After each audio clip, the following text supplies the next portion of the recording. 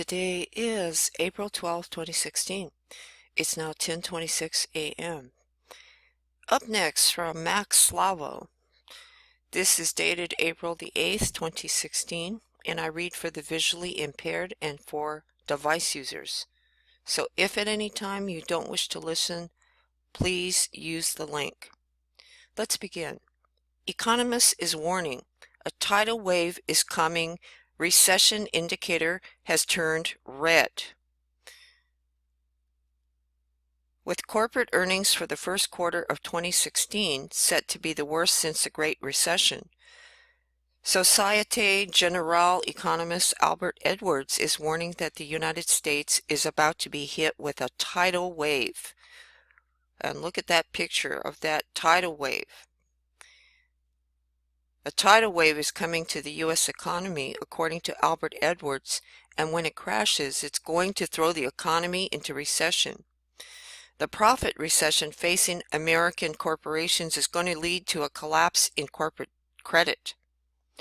Despite risk assets enjoying a few weeks in the sun, our fail-safe recession indicator has stopped flashing amber and has turned to red. Oh, red, folks.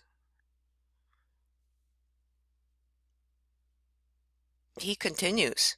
Whole economy profits never normally fall this deeply without a recession unfolding, and with the U.S. corporate sector up to its eyes in debt, the one asset class to be avoided even more so than the ridiculously overvalued equity market is U.S. corporate debt.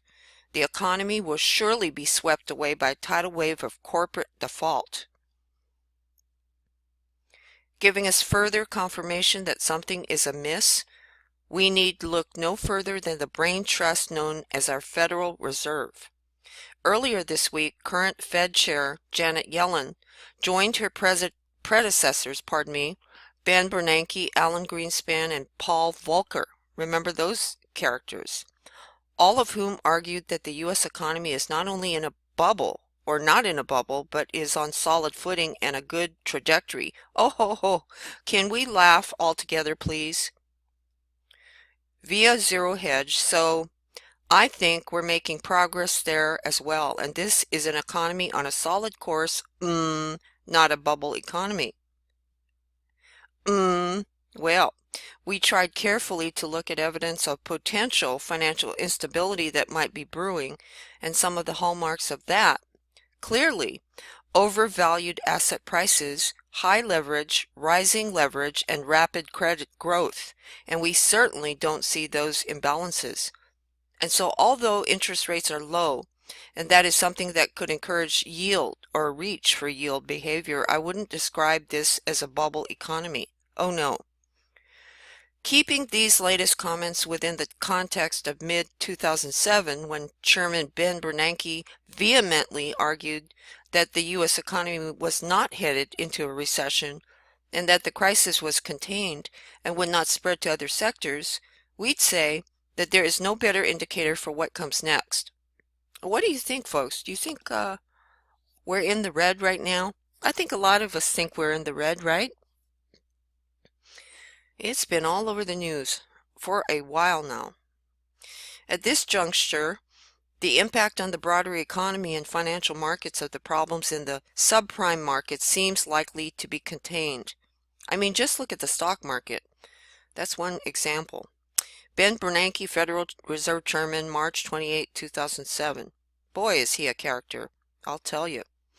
Anyway, once again, our best and brightest, the very people who caused the problems to begin with, are telling us that everything's fine and there's no bubble. Oh yeah, right. The takeaway, you'd better be prepared and have an evacuation route because a tsunami is inbound. Are you prepared, like we talked about in that other video? We all know the Federal Reserve is not part of the government. We should know that by now, right? Have you been watching the stock market at all? Whoa. Stocks have been going down. Sure, it goes up for a little while, but it always goes on a downtick. Have you noticed? All right.